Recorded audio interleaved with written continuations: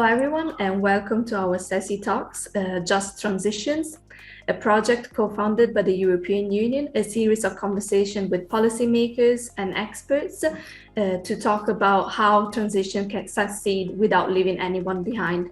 Today, we're honored to have Mr. Papadimoulis Dimitrios, the European Parliament Vice President. Thank you, Vice President, for being with us today. And the Secretary General of CESI, Klaus Heeger, thank you. So unfortunately, today we start with a very heavy heart because we know of the war in Ukraine and what is going on. And I think it is important to grasp any opportunity we have to show our support to Ukraine and to the Ukrainian people in this very difficult time. So I know you want to deliver a message as well. So I will give the floor to you to send your message. Please. Thank you very much. I strongly condemn the Russian invasion to the Ukraine, which violates Ukraine's territorial integrity and sovereignty and jeopardizes the life of thousands of people in the country. It creates millions of displaced persons and refugees and destabilizes the European and global security. It is not a war between the Russian and the Ukrainian people, but an aggressive attack by the Putin's regime against a sovereign neighboring country. I call for an immediate ceasefire and meaningful negotiations and dialogue which will lead to a peaceful and long-standing solution. The EU has to remain united and provide immediate humanitarian assistance to the Ukraine, as well as shelter to the refugees and assistance to the member states that host them. I am particularly sensitive to this matter since my country, Greece, has for many years been in the front line of the EU regarding the refugee crisis. Thank you.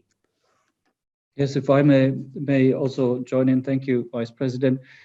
Yes, indeed, I'm deeply concerned. I think, well, we first of all have, of course, an ethical imperative to de-escalate and to aim at preserving peace. But I think there's also, of course, ethical imperative, and Mr. Papadimoulis was referring to it, to defend our values, because this is not only an attack against Ukraine, it's an attack against us all. And if territorial integrity, if freedom, democracy, the rule of law, human rights, and not least, I think our liberal world order matter to us, then we must be willing to defend that. And I think the liberal world order always deserves particular attention, the principle of multilateralism as against the being bullied by the stronger one. I think and Mr. Papadimoulis was referring to it.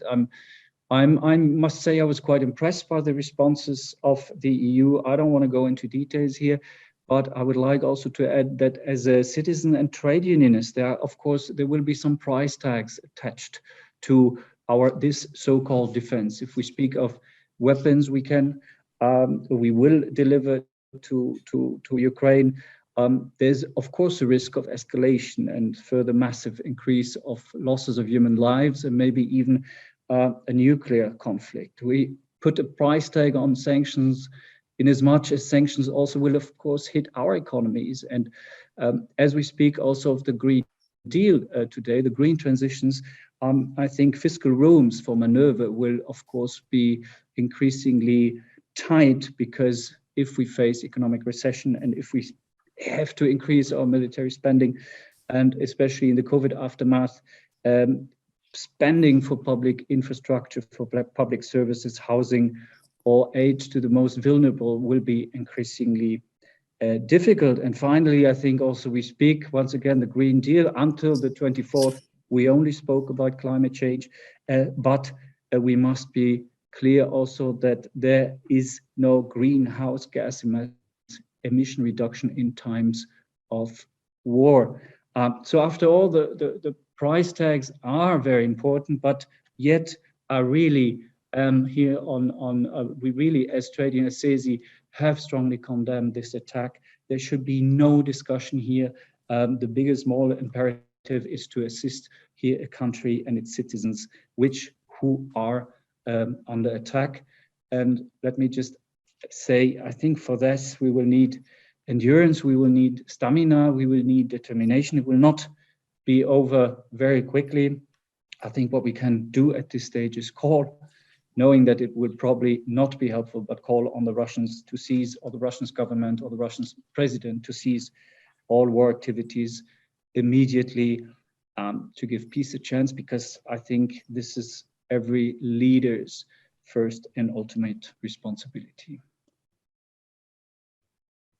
Absolutely. As you both mentioned, this is going to have a huge impact on our economy, on the defense also of our values, and the talks about the sanctions that have been taken on. Everybody now is talking what is going to happen afterwards. How are we going to deal with the changes? And this comes into the topic that is our topic for our conversation today as well, which is green and digital transitions.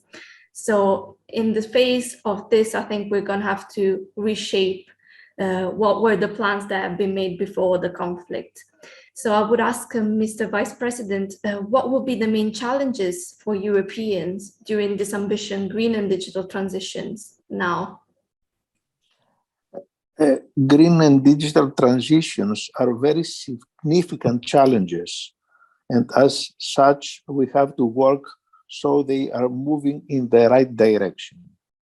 They were significant challenges before the Putin's invasion in Ukraine, and now they are becoming more urgent, because if we want to reduce the European dependence from the Russian natural gas and oil, we have to invest in renewables.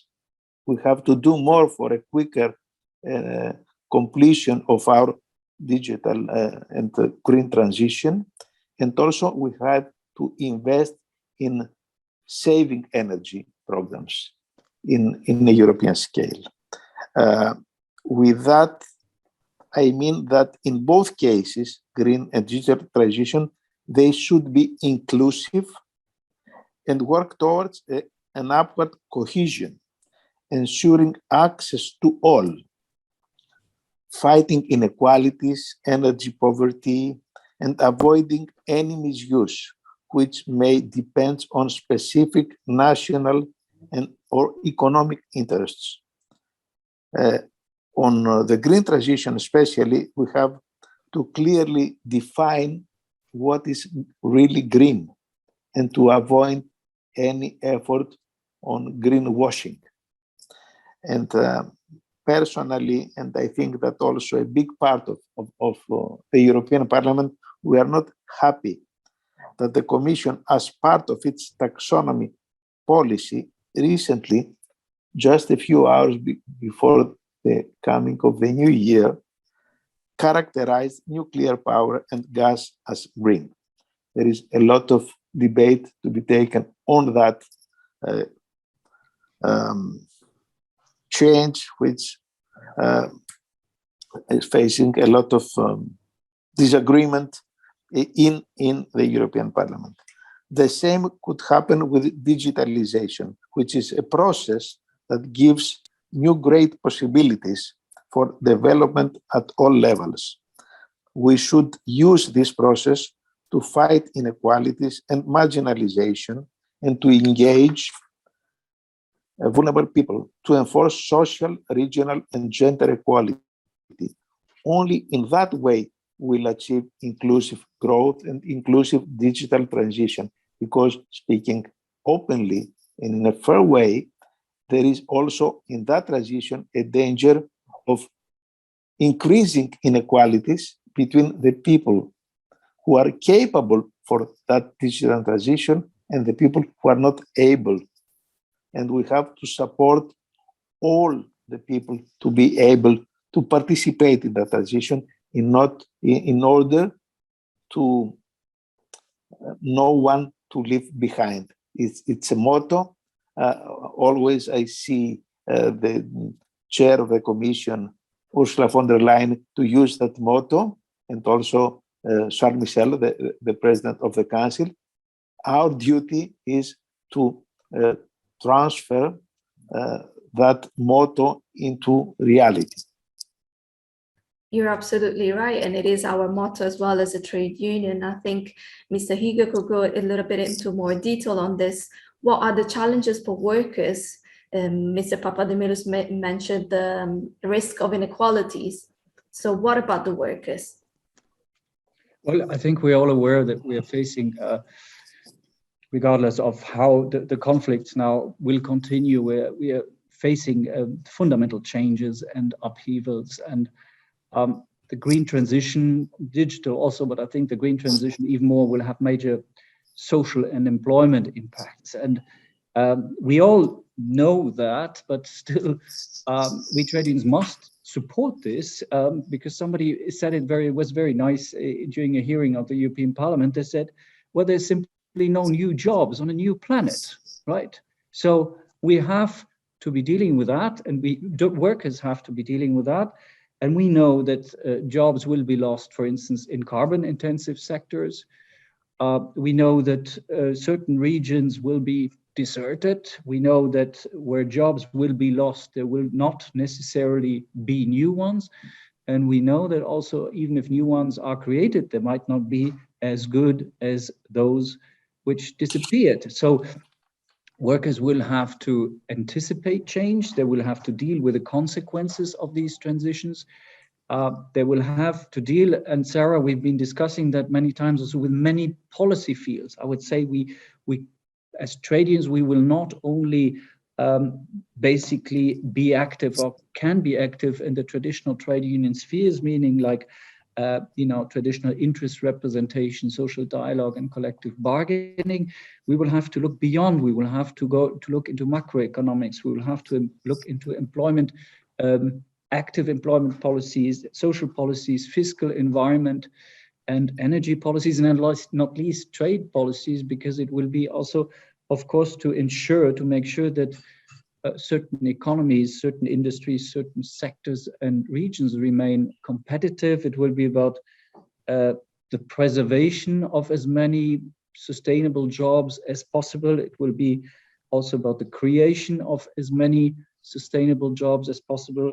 And of course, also about accompanying and helping as many workers as possible to adapt to the new realities. And this also refers, of course, to what Mr. Vice President has said, that we can leave no one behind. I think at the EU level, of course, we have to make sure that there's some strong transcendence, I don't know if this is the correct expression, of the social principles of the European Pillar of Social Rights and the Porto Declaration and the UN sustainability goals into these policies of transitions.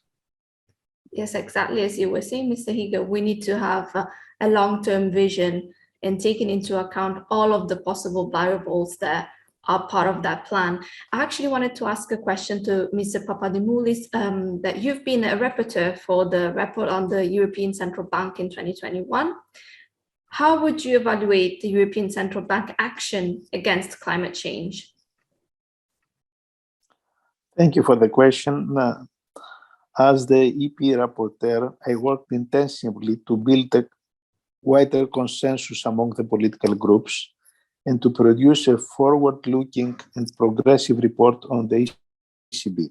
The report was voted by an overwhelming majority of 82% of the MEPs, the biggest majority of the last 10 years. This year's report was even more important since it was dealt with ECB policies concerning the pandemic, also dealt with the ECB strategy review, the first one after 18 years. I'm proud to say that we achieved a lot despite the efforts of some political groups to water down the report in important issues. Regarding fiscal, monetary, and economic issues, the report makes for the first time a reference to a central fiscal capacity, underlines the importance of providing a counter-cyclical stabilization function and facilitating timely and adequate support in the event of economic shocks, as well as financing the green transition. It includes For the first time, a reference to the existing dialogue for the future of the EU economic governance framework. It mentions for the first time the ECB support to the establishment of a fully fledged European Deposit Insurance Scheme, EDIS, and refers to alternative monetary policies instruments that can encourage public and private investments. You asked me specifically about climate change. The report pays particular attention to the actions against climate change. It is the first time that the relevant section is that extensive, despite the strong opposition of some political groups, but which voted in favor at the end for the resolution and the report as a whole. Among others, the report underlines the climate change, the loss of biodiversity, and their consequences to the effectiveness of monetary policy and macroeconomic instability. It invites the ECB to address market failures and to ensure the efficient allocation of resources over a long-term horizon. Personally, I would like to support the ECB Action Plan for Climate Change and, in general, ECB policies on this field, and I hope that in the future, the EP report will be even more ambitious regarding these issues, including questioning the market neutrality principle. Needless to say that the report underlines important issues of transparency, accountability, and gender equality. For the latter, I'm the responsible Vice President in the European Parliament. Therefore, I'm even more eager to push forward relevant reforms. Thank you, Mr. Papadimoulis, and back to Mr. Heeger. As we can see, there is a lot going on at European level. And as you were saying before, at this moment in time, there is a need for trade unions as well to step up, to broaden our spectrum of expertise also in order to protect workers. And how do you think the role of the trade unions is changing in this green and digital transitions?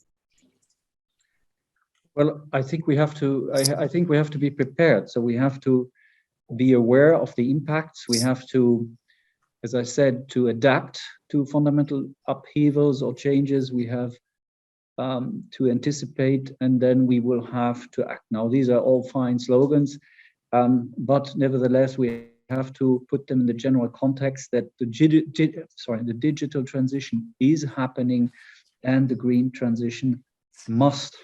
So decisive for this fair transitions will be will depend on the fact whether workers are basically informed, whether they're consulted, whether they're heard, whether they are at the heart of transitions. And this is why we believe, especially in these moments, the role of trade unions could not be overestimated. It is, to our mind, fundamental, central, crucial, and to really make sure that workers and their representatives are at the heart of these transitions in order to make sure, as I said previously, that these changes occur in a socially fair manner with the preservation of as many quality jobs as possible. Some very interesting and I think let's say future-proof ideas are also that some trade unions or European Trade Union Confederation also propose a just transition governance framework with social dialogue and collective bargaining at its core. And I think this we will have to do also. We will have to map the impact of transitions on employment skills and working conditions in different regions and sectors. And I think, as I said before, but this is of course something which is now more uncertain than ever, despite the fact of what Mr. Papadimoulis mentioned, we will need financial resources for that, to cushion transitions, to invest in public infrastructure, to invest in public services, and to support the most vulnerable, and last but not least, to make sure that everybody has access to skills, upskilling and training. We know how important this is in these moments of transitions. Now, Mr. Heeger, you mentioned something that is very important, which is the concept of being socially fair. And Mr. Papadimoulis, how can we ensure together that transition happen in a socially fair way? I mentioned before that this is the main challenge. How to become these two transitions inclusive and fair. And in order to achieve that goal, that transition has to be socially fair and inclusive in order to fight inequalities and to enforce an upward cohesion. This is clearly a political issue, a political question with numerous dimensions. Firstly, we have to engage people in a productive way. We can do that by providing them the proper information, education for the importance of the green and digital transition, to explain the need of these transitions, and to provide the tools to the people to have full access, to provide the support to the people in order to have full access, to ensure that dialogue and open consultation involves all parts of the society, taking into account national, regional, and social particularities. Secondly, to have the proper legislation that ensures this inclusivity and boosts progress regarding climate change and digitalization, being clear about the goals and protecting at the same time labor rights and vulnerable peoples. We have, of course, to ensure proper implementation of this legislation with transparency and accountability. Let's give you an example. In a region, in my country, in Greece, or in another country, Germany, or in Poland, which has a lot of production of energy from coal, it is important to invest in alternative investments, jobs for people, to avoid any big loss of the income of the region, to avoid any dramatically increase of the unemployment on the ground, not only by words, but in the real life. As all transitions, these two are living organisms and that are changing in every phase, creating new challenges. We have to be vigilant and ensure that they work in a socially fair way. Not all agree with that. The message is clear. Only if we work together, ensuring the participation of all, we can reach and even improve the green goals. And we ensure full access by all to the digitalization process. And I would like also to add something which I think that is important. In that turbulent period of times, having a war to our neighborhood, there are some voices saying, let's leave behind the green transition or the digital transition. We have to make just the opposite, to go in a stronger way, quicker to that transition, because it's the only wise and fair way to decrease our dependence from the Russian energy resources.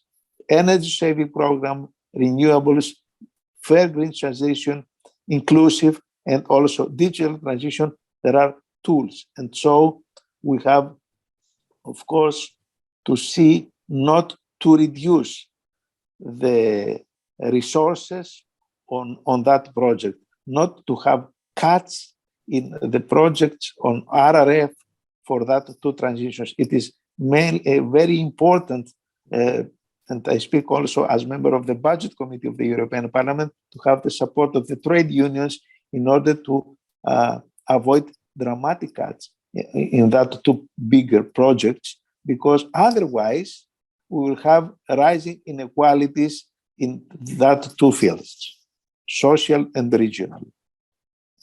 Mr. Vice President, you're absolutely right in what you said just now. It's not the time to stand back, but it's the time to actually push forward. And as it was stated as well in the extraordinary plenary session of the European Parliament, we need to stop our dependency from one country. So we need to develop other ways to stand together, diversify our energy supply. And in this difficult times, time of uncertainties, Mr. Heeger, what should workers and trade unions expect from now on? would you like to share a final message to the CESI community and to the workers? Yeah, I mean, we spoke about the war and we spoke about green and partially also digital transition. I mean, as I said, in the context of the war or the context of the defense of our liberties against, we have to call it that way, the Russian aggression, we will need determination, perseverance, and stamina. And I think to a certain degree, when we speak of war, having to face an aggression, even if this aggression should stop by whatever circumstance, we will have probably some impacts on our economic life, on our social lives, meaning we will also have probably cuts in our prosperity, in our comfort. And as trade unions, and this is why what the slogan of this Green Deal is to leave no one behind. We will, as trade unions, we will have to reconcile these hardships, I would say, with social fairness. And because if we leave too many behind, the whole process will be endangered. But I still think, because this sounds a little bit negative, that we actually have a lot to offer. And if I speak of we, I mean, on the one hand, of course, the European Union and all the model it stands for. As far as I know, we don't have many refugees fleeing to Russia, rather to the European Union. So this model of, let's say, multilateralism is a more attractive model. And I think on a much smaller scale, we also exercise this model within an organization such as CESI. So I think during the Corona crisis, we've had so many discussions with our members, and we always thought, are we helping our members? And we had very many emotional discussions that showed us also that there was almost nothing more important at this stage than this network, than this cooperation beyond borders, beyond sectors. And we have the feeling, I will be traveling now also to Poland, to Lithuania, to Latvia, that this is, that there's a strong gratitude, not only for our liberal model being more attractive in general, but also that there is indeed such thing as unity in diversity, and that there is indeed such thing as solidarity. And that gives me a lot of hope. You're absolutely right. I think it is important to end our conversation today with a positive note. And I think what stands out today and from everything that is happening right now is that standing together, standing unite, what makes us go through challenges and getting the most out of it. So I think we will be able to face everything that is going on right now, but we need to stand together and face the challenges together, stand united and work together. All the parties involved should work together. I want to thank Mr. Papadimoulis, Mr. Vice President, for being here with us today. Thank you so much for your words.